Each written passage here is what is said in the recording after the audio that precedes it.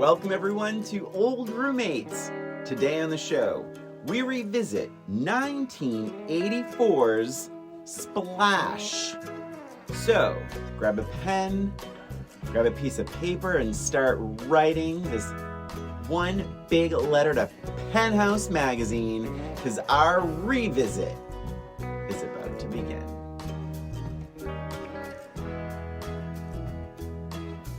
Welcome everyone to Old Roommates, the only podcast that revisits pop culture through a middle-aged lens. This is Christina. And this is Brian. And we are revisiting that 1984 movie Splash, starring Daryl Hannah and Tom Hanks, John Candy, Eugene Levy. And we are going to start this episode as we always do. Brian, tell us about your history with Splash. When was the first time you watched Splash? Well, I'm not one to brag, but I definitely saw this in a movie theater. Oh my and gosh. I think I even saw it twice in a movie theater because What? I really do. I think my mom probably brought me, and then I think my dad probably brought me. Interesting. Yeah, and I remember... The benefits of a divorced family. More people should get divorced. I'm a big fan of it. But I clearly loved it. Right. But what's so funny, and I love Tom Hanks. I thought he was so funny. Yeah. John Candy, all the mermaid stuff. Like, I thought it was so, that scene when she's in the bathtub and That's the one unrolls. scene I always remember from that scene. Yeah. My God. Beautiful. And I really did love it. And I remember thinking it was so funny. But I feel like I have to say this part. Okay. When you said we should revisit Splash, even though I loved it when I was a kid, in my heart I was like, oh no, I can't watch that scene. Well, and it's funny that you, You know say the scene that I'm because, talking about. well, I Okay. don't know exactly All right. which scene you're talking about, but I think There's a I couple. think I know. There's what a couple, you're talking yeah. about. I'm pretty sure Yeah. on the sidewalk. Yes. Yes. Okay.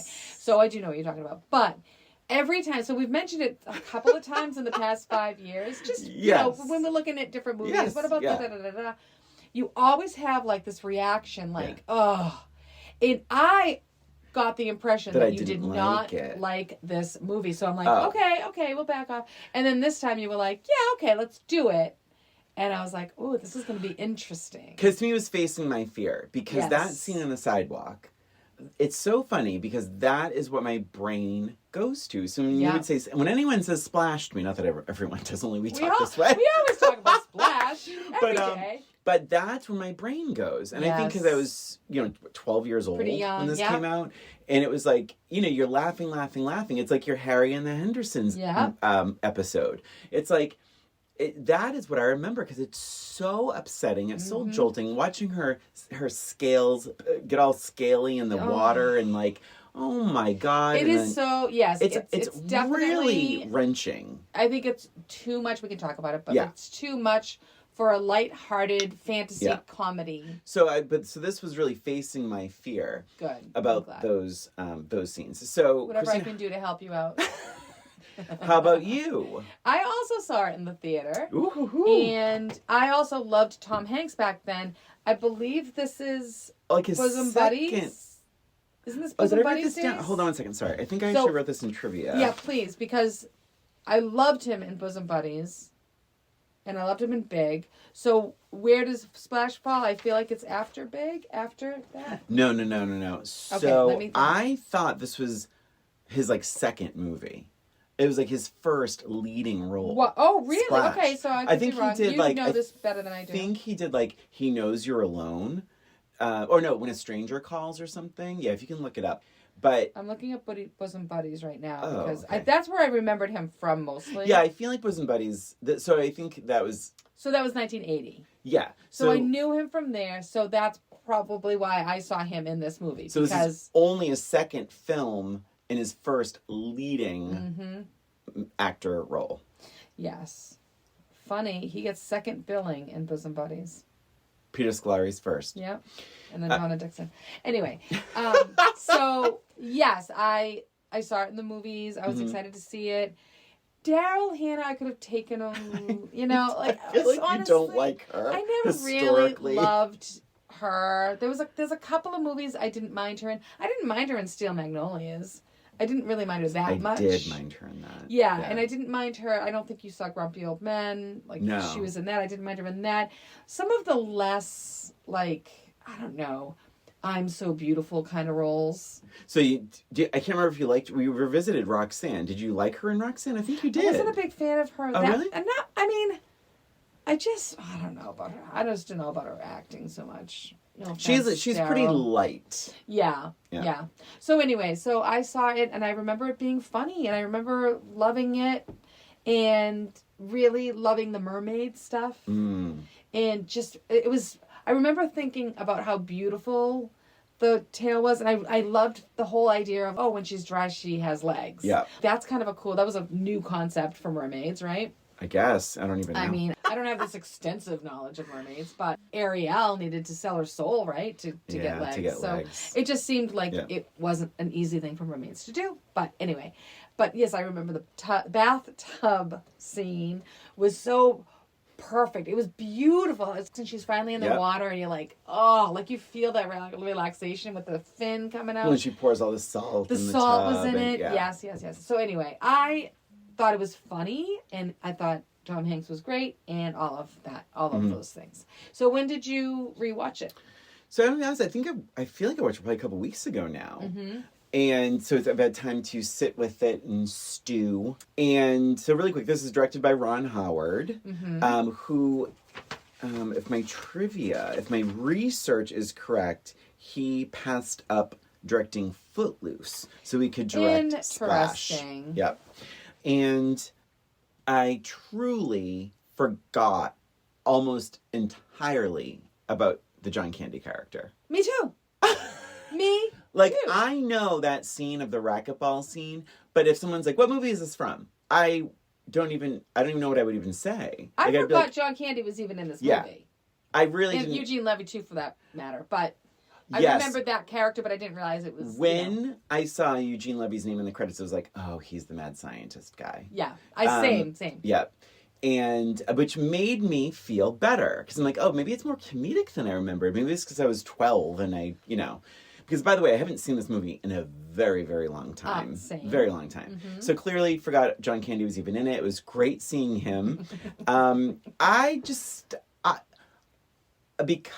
I was very apprehensive of rewatching this, but I was laughing almost immediately. Like he starts off Cape Cod 20 years ago, so 1964, essentially. So Freddie, John Candy's character as a kid, is dropping coins, looking up ladies' skirts, and then the mother sees him, and she says to the father, she's like, talk to him, Ralph.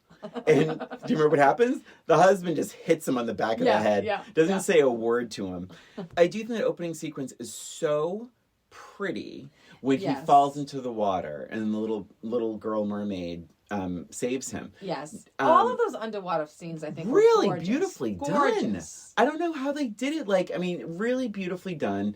And my only negative about that, though, is no one sees the little girl waving from the water. Yes, and I felt that way as well. However, I did feel like it was magical. Not only that, but they just saved a child from the water, so all of the attention was on him to make sure he was okay. Yeah.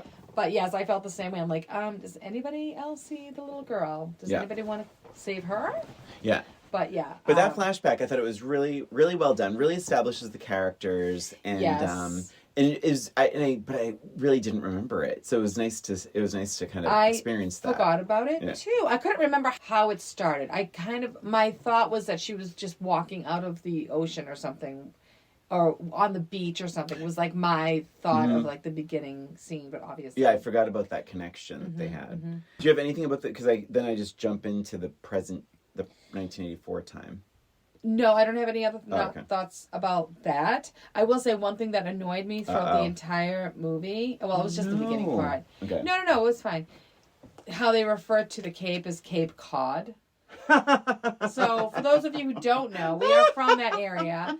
We call it the Cape. Anybody who goes to the Cape it's called the Cape. We don't call it going to Cape Cod. Yeah. No one ever. And he's been doing this his whole life. I know. So I felt like he should be at least say it Please, once. even in New York, if you say I'm going to the Cape, They know what That's you what mean. it is. It's the Cape. Yeah, the Cape. It's not Cape Cod. So someone should have done their little research on that. I think. So that was just annoying. I'm like, I cringe. He says it a lot. Funny story about the script, though. This was nominated for an Oscar. Best original. I swear to God. Wow. Best original screenplay. Lowell Gans, Babalu Mandel, and Bruce J. Three guys to write this.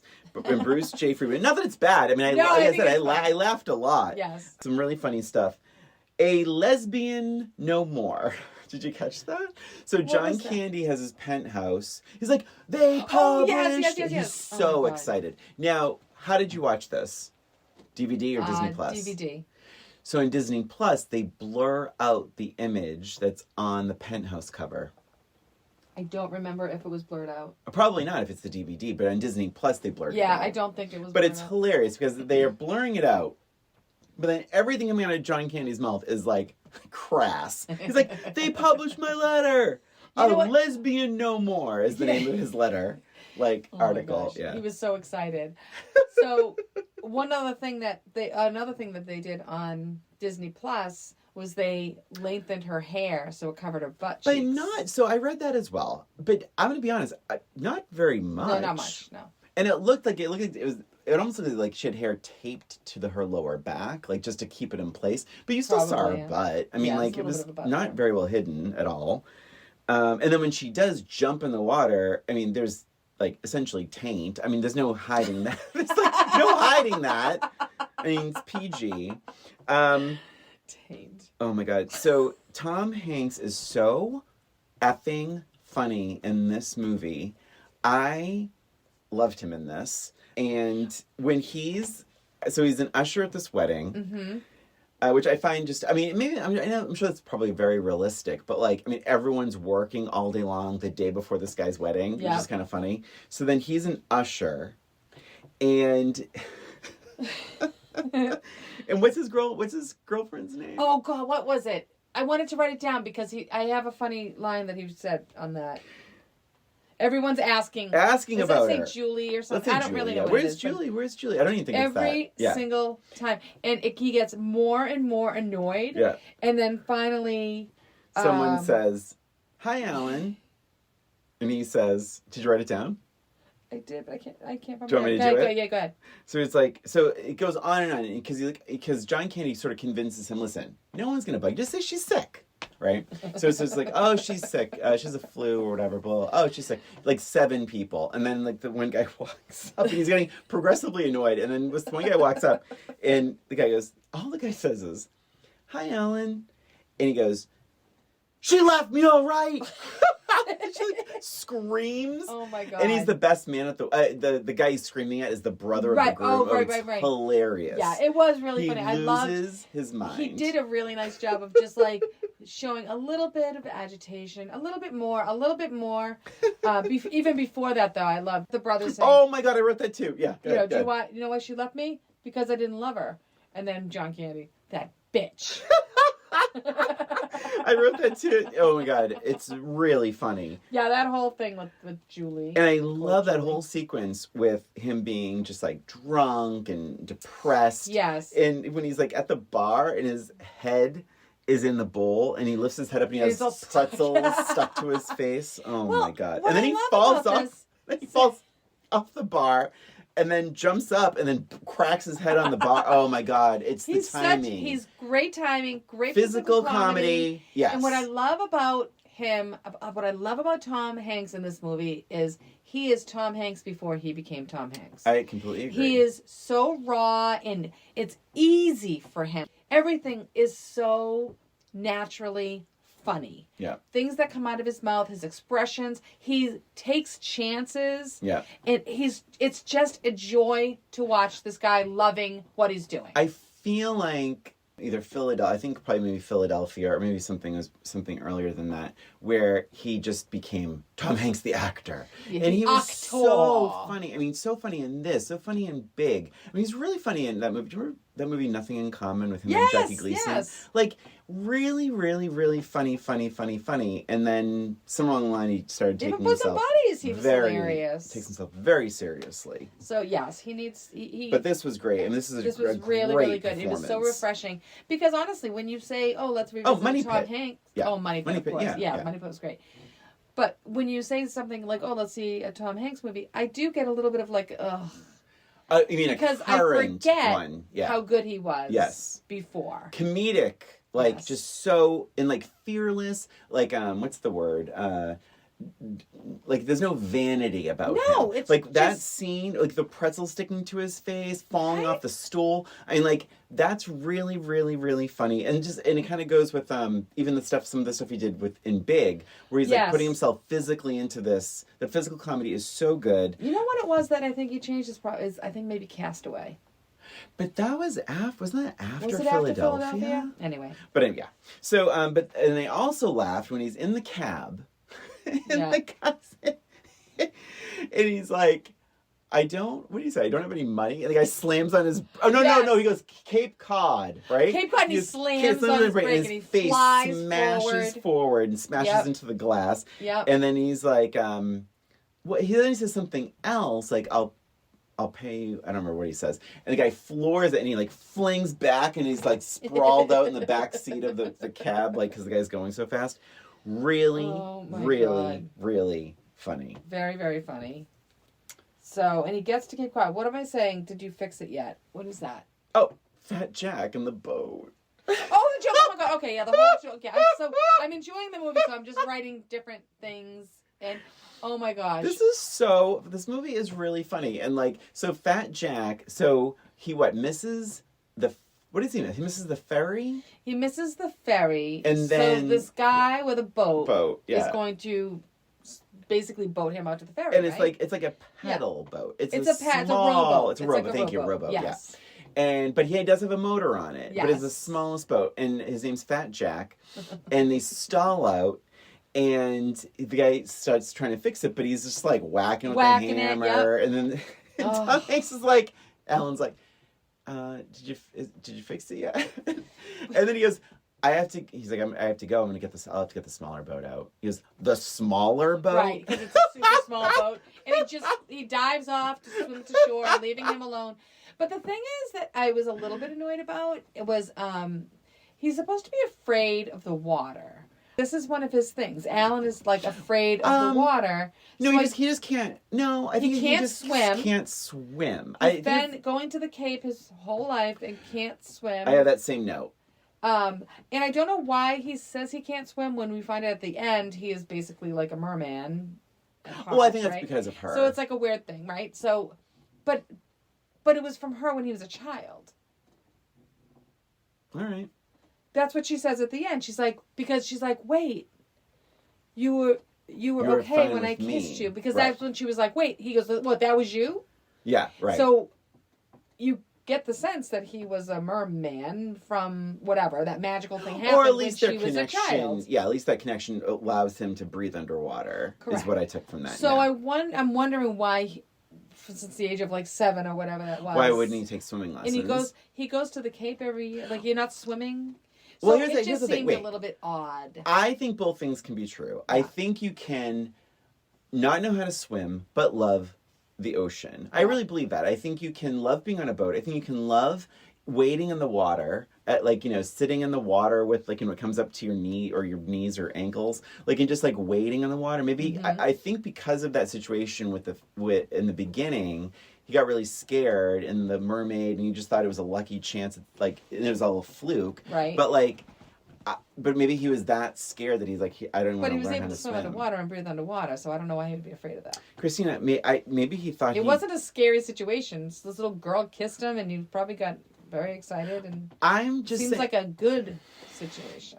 I think what I'm saying is I'd be swimming in the ocean all the time, looking for that girl.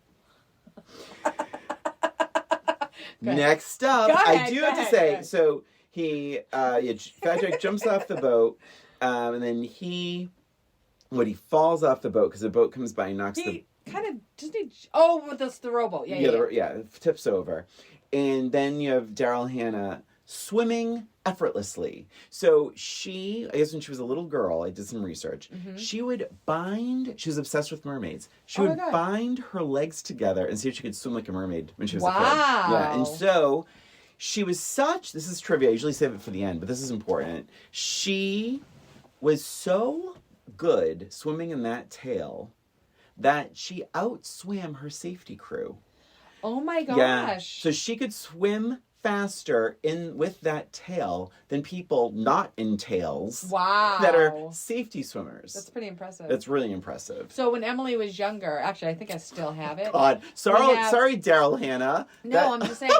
The spotlight this has to lasted do with it. 5 seconds. Wow, good job, Daryl. Great swimming.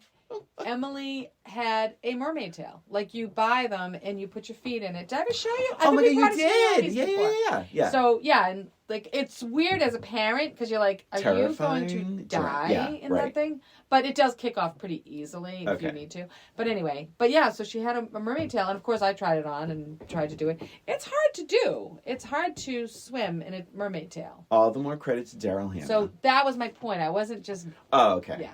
So you're saying it is hard. It's hard to do anyway. It's hard to do. So she was. Good job. The fact that she's out Daryl. swimming people at not wearing the tail. Yes. The other thing I really will compliment Daryl on is you never felt like she was holding her breath. Completely. She looked so natural under that water. Yeah. And I'm like, oh my gosh, like she looks so like happy and peaceful. Like she never looks like she's holding her breath. So through my middle-aged lens, those elements of this movie impressed me 10 times more than when I was a little kid. Your eyes are open. Well, because when you're a kid, well, that's what mermaids do. Of course they swim underwater. Of course. When you're a grown-up and you've seen all kinds of shit, now you're looking at Daryl Hannah as a mermaid and you're like, holy shit, this is like completely convincing. Yes. Yeah, she's really does a great job with all the really good. And the direction was really great because obviously you can only film about what? Right. 30 seconds tops? I mean, I don't even know if I can hold my breath for 30 seconds. Maybe 20 seconds tops of this film, of this footage. Yeah. So, where it looks like relaxed and like you're saying with her eyes open and smiling and like and looking at starfish and stuff and hair flowing. I mean, it was just beautiful. It was beautiful. Yeah. Beautiful. The one thing I definitely didn't track when I was a 12-year-old, I don't remember how horny she is. Oh my God, right? Did you remember that? No. Why is she so horny? She wants sex all the time. My only thought on that was that she doesn't really know how to communicate. Okay. And that's the only way she knows how to communicate. Is with her body. Is through like kissing and stuff. Yeah. And but stuff. Yes, and lots of stuff. Lots of stuff. On top of the refrigerator. Did you hear that line? Yes, that's right. He's like, listen, he's like in the hallway and the whatever. He's like on top of the refrigerator, like, but so I'm like, oh, they're having sex, and he's having sex with a woman who can't speak. Wow. Which is, and I just realized, yes, that's a little problematic. A little problematic. It's fine. A lot problematic to me, but when you think about it, she doesn't have a vagina underwater, so maybe it's just trying out the vagina. It's the first time being able to do something like that. Yeah, maybe. Or she's like, maybe she's like trying to tell him in other ways how much she loves him ever since she was a little girl. Yes. And now that she's a woman, mermaid woman, she's like has to show him and she can't speak. So yeah, one nitpicky thing: the mermaid has painted fingernails when she comes out of the water and under the water. Oh, interesting! I didn't catch that. Yeah. She also has like an amazing necklace. Yes. It was a little uncomfortable when she's walking and everybody sees her and everyone I fucking hate that. Running up to a naked woman. I don't like that. Yeah. I don't like it. No, I did not like that scene either. And they're all posing with her. And like, it's like, there's, in New York they have like the naked cowboy, right? But that is his shtick. Yeah. He's asking to be part of the excitement. She's not asking for anything. She can't even speak. She's just walking. And I just question if people would really do that. If we see a naked woman on the beach, are we going to run up to her and be like, "Hey, take a picture"? Like, I mean, I know that it was like family. The gimmick was like The gimmick is like, oh, it's like they're all tourists, and oh my God, New York's so crazy. But I would really worry for this woman. Yes. Like, who is she? And thank God the cops showed up when they did. They showed up, and she did not seem worried. No, she didn't. So that was the one thing that was kind of okay, as opposed to the other scene we're going to talk about. Yeah, I mean, she can't give consent because she can't speak, but I digress. I did laugh out loud when he said, not in front of the Teamsters, because she, like, shows up and he starts kissing him. Yes. Who said this line, Christina? My daughter is lucky. She's anorexic. Oh my God. It was the person helping her pick out clothes. Oh my God, yes, yes. So Daryl what it Hannah's trying clothes at Bloomingdale's. Yes. And her sales associate is like, oh my God. Like, so what's really funny though, she looks great in that suit. She does. She looks beautiful in Tom Hanks's clothes. And she goes in, so the sales associate is being very nice to her and putting her in all these amazing outfits. And she's like, oh, look at you. Oh, my gosh. Blah, blah, blah. She's like, I can't wear this. I can't wear this. My daughter, on the other hand, my daughter is so lucky. She's anorexic. Yeah. I'm like, Jesus Christ. This is like at 1984, PG. Oh, my gosh. First word is Bloomingdale's. Oh, right, right. So she meets him. She just attacks him. Yeah. Sex. Yeah. And then he's like, I have to go back to work. I have to get things done. I have to get back to work. So he goes back to work. And he takes a nap. I'm like, well, why did you have to go back to work if you had to take a nap? Like, he goes back to work, and they're like, all asking him questions. He's like, I gotta take a nap. Oh, because I think she wouldn't let him sleep. Yeah, it was just nonstop sex, I guess. But he acted like he needed to get some stuff done, and he didn't. Oh. I don't know. I took it as like she exhausted him. Yeah. I mean, that makes sense. Yeah. But still. The Outsiders was playing at the movie theater. Did you catch that? I did. I still think it's super effective when she's watching TV all day long, when she's at the TV store and she's watching everything. She's doing exercises. I thought that was really funny. And then when she says her name in the dolphin pitch and smashes the TVs, that's like such a very memorable, iconic moment. Yes, for sure. They have great chemistry, I felt. I thought so too. Yeah. Yeah, I believed it. Definitely. I thought it was funny that she did learn fluent English from the TV. Yeah, it's pretty funny. They could have done more. That's one critique. They could have done a lot more with that. She could have spoken more in commercial lingo, which would have been funny. And then slowly figuring out the dynamics of language. Yeah, they did it like once. Yeah, and just a little bit of that. But yeah, it was kind of funny because he's like, she doesn't speak any English. Hi, Alan. I was surprised. So getting to the bathtub scene is that it's hot water. I would think it would be cold. Yes, in an ocean it's usually and cold. She also says later on, "Oh no, I like hot water better." But it's like, well, when have you like been in hot water? Water. It's like, what? You're a fish. I also thought it was weird that he keeps the salt in the drawer in the bathroom. I didn't catch that. Yep. Yeah, that's weird. I'm like, oh, how handy.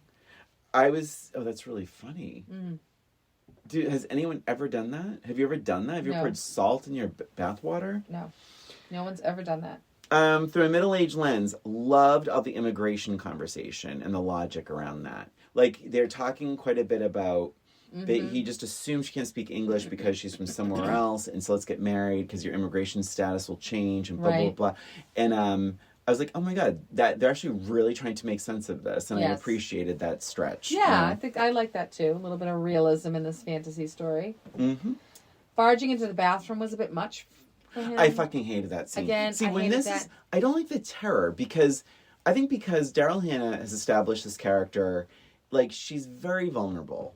She can't speak. She's like a child. She is like a child. She can't speak. She can't do a lot of things for herself. So all of these moments of terror just feel 10 times worse. Yes, and I felt when I watched it originally, it wasn't quite as offensive. It was more like, oh my God, is she going to get dried off in time? But now watching it, she was like, I'm okay, I'm fine. And he's like, what's going on in there? She screams no. And she's like, no. Yeah. I don't like this. Ellen, I'm barging down the door. Yeah. Like, she's saying no. She's taking a fucking bath. What do you think she's doing in there? Why are you trying to oh my God. get in there? Like, weird. Listen to her words. Weird. It was, that was very uncomfortable. She finally learns how to speak and you don't even listen to her. Exactly. Yep. Got that. At one point she says it never gets cold, the water. And I was like, that is so weird. I would just think she would want cold water.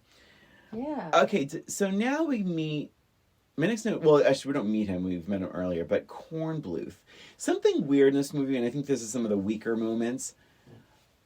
How does Kornbluth know every fucking thing? Like, he knows where they live, and then later on, Alan knows when his dentist appointment is. Are they just, like, stalking each other? Like, It's really unclear. That is interesting. Yeah, they don't really establish that at all. He knows, and then like you never see like how he's able to like get a janitor outfit, get this outfit, Right. get it like So that was definitely one of my weaker moments. So Yeah. Kornbluth is Eugene Levy. He's the one that knows that Madison is a mermaid Right. and trying to prove it because he's been trying to catch a mermaid his whole life, basically. And so what I didn't really like about it, so he's trying to basically throw water on her, and he does it a couple of different times to different people. But I felt like all I could think about is A Fish Called Wanda and how well they did that when they were trying to kill the dogs. And how... Do you remember that scene? She's... I'm sorry, they were trying to kill her, and they kept killing the dogs by mistake. Yeah. That's what it was. And they did it so much better in A Fish Called Wanda than they did in Splash, because it just didn't seem like... I don't know, it was just goofy. It was stupid. That's why that sidewalk scene is so much more terrifying. Yes. Because you're led to believe like this guy's a bumbling doofus. Yep. But he ends up succeeding, and it's terrifying. And I did think it was funny that it was the same couple over and over, which I do question how much this movie even knows about New York City. Because it doesn't, I mean, it's pretty rare to bump into the same people. Yeah. Or just to park your car on a sidewalk and wait for Tom Hanks to walk by. Right. I mean, that's what I couldn't understand about Kornbluth. How does he know where these guys live? Like, how does he know? Yeah, it would have been a little bit nicer to have a little bit more background with this guy. And he doesn't have a whole lot of screen time at all. No. Near the end, it's a little bit more, but, you know, you don't know... Yeah, I mean, look in a phone book or something, or like... Yeah. Do something that makes it a little bit more realistic. Yeah. I hope we have a boy and a girl. And Madison says, "What kind?" Yeah. Cute. I do have a few negatives, sorry. Okay. I was like annoyed at him when she's known him for 3 days. She, from the very beginning, says, we have 6 days together. Mm-hmm. The very beginning. And he falls head over heels, of course. And then she tells him, like, he wants to marry her, basically. Mm-hmm. And she basically says no. And she's like, no, I have to go back. And he fucking pouts. I hated that part. He pouts. He's mad at her because she's not going to marry him after 3 days. Right. She already said she has to go back in 6 days. Right. You accepted that back then. Now 3 days later. Well, I think part of that is because of the immigration thing. Like, because he thought, oh, she has to go back because she doesn't have American status. Right. Or a green card or work visa, whatever. No means no. I don't want to marry you. It doesn't matter what the reason is. And That's this fair. is one of the reasons why I'm like, I'm going to, all right, spoiler alert, I didn't like it as much as I did last time. Oh, okay. Because I felt like even after she found her voice, she still doesn't have a voice. Yeah, I see You know? He is in charge. He's like the barging into the bathroom for one thing, but then also basically forcing her to marry him. And again, she's so innocent and naive. He's very manipulative with her about this, being mad at her, and then she says, okay, fine, I'll marry you. Mm-hmm.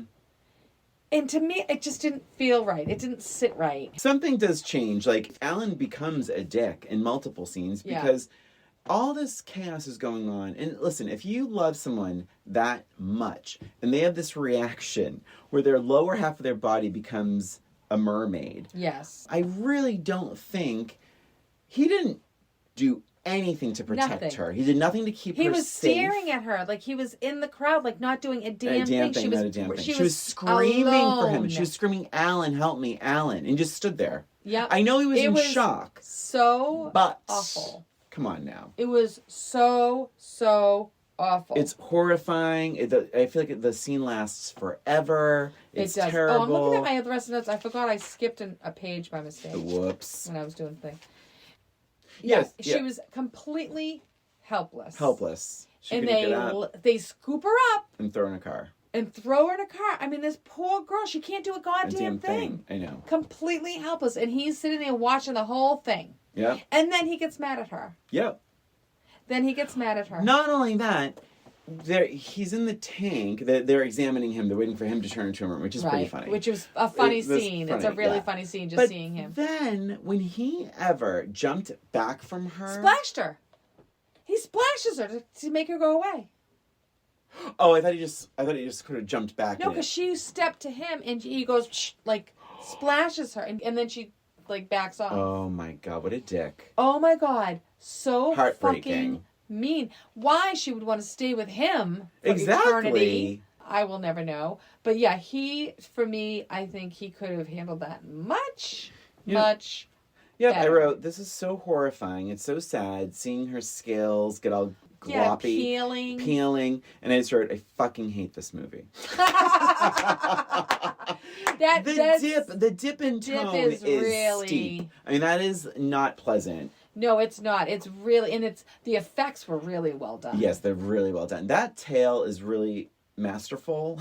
Yes. The scales, the peeling, it's so sad. And like you feel like she's dying. She's dying. Sick. It's Yep. like E.T. Yep. It was E.T. all over again. Yeah. You're right. And then somehow Alan knows exactly when and where Kornbluth's dentist appointment and what whereabouts snapped him out of it? All of a sudden he got horny or something? Like, what snapped him out of it? Like, all of a sudden I'm going to be a nice guy again? Oh, okay. It's okay that she's a mermaid. Well, I think John Candy talked to him? Or was it... No. Because he started feeling bad. What we find out is Alan at one point says, and I did write, it would be good or needed to see Alan trying to call the government or trying to see her. He says to Kornbluth, I've been calling, I can't even see her. And no one will tell me what's going on. Right. Yeah, so somewhere he... But I think the John Candy... too little too late, though. The John Candy character, I think, was kind of like, you always give up. You always do, that kind of thing. Yeah. Okay. That's fine. But yeah, he shows it's a up flawed... at his dentist There's a appointment. flawed... So weird. Yeah, flawed... I wish there was some sort of a scene where he bribed somebody to find out where Eugene is. They had to bid something, because he just shows up. He shows up at his dentist appointment. It's so bizarre. God. It was cute how they worked together to get her. Very sweet with the Swedish. The Swedish stuff was really kind of funny. God. And John Candy, his role in that was really cute. What else do you have? Alan owes her a huge fucking apology. Yes, he sure does. And what makes me so mad is when they do save her, he runs in and they kiss, and she says, Alan, don't feel guilty. And he says, do you remember what he says? No. For what? And I'm like, how about for letting her flap around on a dirty New York City sidewalk don't feel guilty. And being kidnapped? Yeah. You watched her have said that in the first get place. kidnapped. She should have been pissed. She should have How been about like, this? I didn't know humans were like this. How about this? Alan, don't feel guilty. And he's like, oh, what if he said, oh my God, Madison, I was in a state of shock. I didn't know what to do. I'm so sorry. Something. I'm so sorry I let that happen to you. And then she says, for not wanting to marry me anymore. Because then you'd have the balance. At least he understands that he was fucking wrong. Right. It was really... This is such a bad move, I think, for the screenplay, for this character. Yep. You really start not liking him. I did not like him. And from that point, from the moment she turned into a mermaid in front of him, I did not like him. Mm-hmm. I couldn't have cared less if they got together. I just wanted her... I just wanted her to be free. Yeah. And the end really pissed me off. So I'm at the end now. Do you have any other yeah, notes? because she says you can never come back. That's my next note. And I was like, oh, damn these rules. Yeah, there are a lot of rules that she knows about, which is kind of interesting. And then she realizes that he can do that. Like, that whole thing was kind of weird and whatever. It's a fantasy, whatever. But first of all, well, probably because I just didn't like him anymore because he was a dick. But I really would think it would have been a stronger movie if she left without him. I don't think he should have gone with her. Mm-hmm. Or he should have sacrificed himself somehow when... How about him not being ready? And like, what if she said to him, and she's like, I have to go back. I want to go with you. And he's like, you're just not ready. But maybe I'll see you in another 20 years. Well, not only that. Oh, that would be sweet. Or maybe the final scene is him at the Cape, not Cape Cod, on a boat, alone, and she kind of swims up to him. Wait. How about this? What? Right, joining you in that ending. Yeah. He is like all lovelorn, sad, misses her so much, and you don't ever see her. He just takes a leap of faith and plops into the water in the middle of the ocean. Nice. And it just ends. Or that's, yeah. Or you see it glistening in the water. He's relying on her to save him again or something. Yeah. I'm ready now. I'm ready to literally take the plunge. Because the whole thing was, with his past relationships, he never has fallen in love. He's never allowed himself to fall in love. That was the John Candy character saying. You never allow yourself to fall in love. You never take a chance. That would have been you never perfect, did it up. Like, Brian. that's the biggest... Well, I jumped on your ending. No, but that's perfect, though. That's the combined ending. And it would have given him a little bit of support and sympathy, because he's such a dick. And then it's like, if he really took that chance, it's like, holy shit, he's really willing to risk it all for Madison now. Yes. He gets what love is. Yeah, he's had a growing moment. Yep. He's had some reflection. I will say, as a little kid and as a 52-year-old man, I loved watching Daryl Hannah's tail beat up those guys in the water. Oh, that was fantastic. Oh my God, it was so cool. She was so good. Well, and what was wonderful about that was everything we know about her is that she's naive. Yeah. She's like a child. She's helpless. Yeah. She doesn't, she needs people, right? She needs people to take care of her. But once she's in that ocean, it's hers. She is the queen of the court.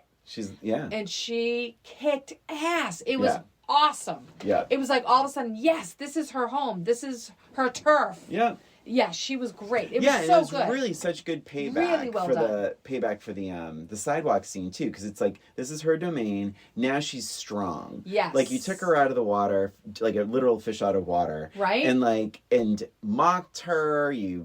Exploited experimented on her, exploited her, and now she's getting back. Although I kind of wish that scene went on a little longer. Just beating more people up. That would have been so much cool. Nicer, yeah. And I appreciate the movie giving us that little bit of time underwater with the two of them swimming. I liked it. It was kind of a nice, relaxing moment before it ends. You see like the big palace, Atlantis under the sea. But that could have happened after he had some reflection and after. I completely agree. I think it was just this movie being. It was funny to watch him swim in his clothes and shoes and things. That was really funny. But again, very natural. Yeah. Like, did not feel like they were holding their breaths and all of that. Yeah. All right. Was worked out well. I thought it was just beautiful, and and I liked how it kind of ended with that big shot of like the city under the sea kind of thing. I'm not sure how they're gonna have sex now though. With the tail. All right, Christina, you already said it though. More or less about the same. You said less. Yeah, I did. I thought it a little less, mostly because of her character and her just being so helpless and not having a voice, and his dickiness really affected me more this time. This time around, yeah. Just from the bathroom scene on. Wow. So this doesn't happen too often. This is a more for me. Wow. Because as an older person, I appreciate so much more of the first hour of the movie. Like, that script is so funny. So, like, even like we didn't even mention the secretary, whereas like she hit her head and she got hit by lightning, struck by lightning. Right. And she wears like her bra on her outside and all kind of stuff. But just so many funny little things. Like they just made little moments funnier. Lots of attention to detail in the script, for sure. The script was great. It's almost like they were like, okay, in this scene you have to blank. And it's almost like they sat around going, what would make it funnier? Let's try this.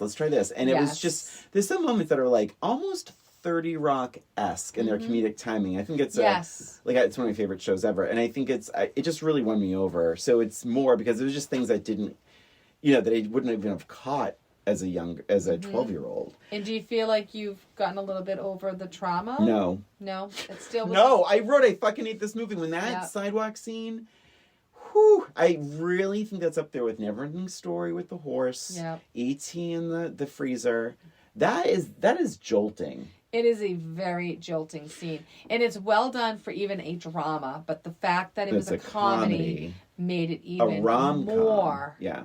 More effective. You know what else is interesting, Christina? You've mentioned this in other episodes where you hate secrets when a character has a secret. I do. And so how did that, this must have warn your It anxiety. didn't bother me that much It didn't. because she told him straight up that she has 6 days. 6 days. Okay. So he already knew she had a secret. Yeah. Okay. Do you know what I mean? It wasn't like it was didn't bother me at all. Yeah. Budget.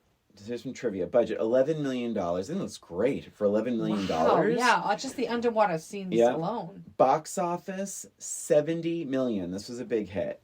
Original choices for Alan. You can probably guess them. Bill Murray. Good.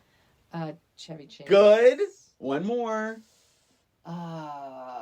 Maybe this is a little more obscure. Dudley Moore. Oh, Dudley Moore. You can totally see it though, right? You can totally see Dudley Moore in this. Madison, this is more interesting. Wait, wasn't he in a movie with Daryl Hannah? Dudley Moore? Are you thinking of Bo Derek? Yes, I am. Never mind. So, Madison, original choices. This is a little obscure, but Tatum O'Neal. Wow. Yeah. Was Kim Basinger a choice? Nope. Michelle Pfeiffer and Kathleen Turner. I don't know. I don't know. I feel like Kathleen Turner would have been almost too sexy. Almost too smart. Yes. Because at that point she had done Body Heat. She had done at this point. She's too sophisticated. Very good.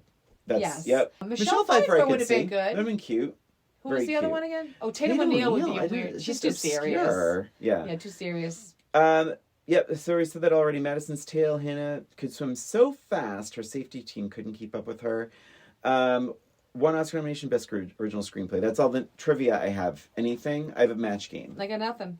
I got a match game. You should go first. I think I should too, yes. Wait, I feel like it might be the same question. It's quite easy. So Alan and Madison's relationship did not work. Oh, no. It did not work out in the long run. Unfortunately, they found out that he was allergic to blank. Oh.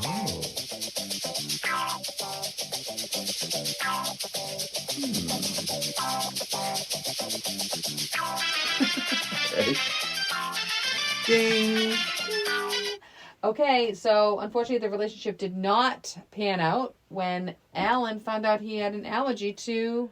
Shellfish? Well, I'll take it. I said seafood. Is that a match, judges? I'm going to say it's a match. Yay! I did it completely broad for the judges. All right, here's mine. Alan said, making whoopee with the mermaid is fun, but I always end up covered in blank. Making whoopee with a mermaid is fun. Or I'll this is kind of... Okay, ding! Ding! Alan said, making whoopee with a mermaid is fun, but I always end up covered in... I'm going to say scratches. Damn, why? Because of the scales? Because of the scales. So I wrote scale marks, but that wasn't my answer. Well, that's kind of the same. I was going to write scale marks, and then I wrote crabs. Well, I was trying to think of like the slime, right? Yeah, like seaweed. I was thinking seaweed. I almost said slime. Yeah. Seaweed would have been good. Yeah. Oh my gosh. Well, that was Splash. So yeah, I watched it on Disney Plus. I rented it from the library. Our local library. And let us know if you check it out, if you rewatch Splash. Let us know, because we don't usually disagree like this. Because you said less, I said more. But a little less. I mean, it was still funny. Just the depiction of her was not good. But anyway, so that was Splash. And that's it for us and for this episode of Old Roommates. Thank you for listening. Please remember to follow us on Instagram or YouTube, where we have our episodes as well as a little extra. And if you have any questions about our show, any suggestions for movies we could revisit, reach out to us at oldroommatespod@gmail.com. Thanks again for listening. This is Brian. And this is Christina. Until next time.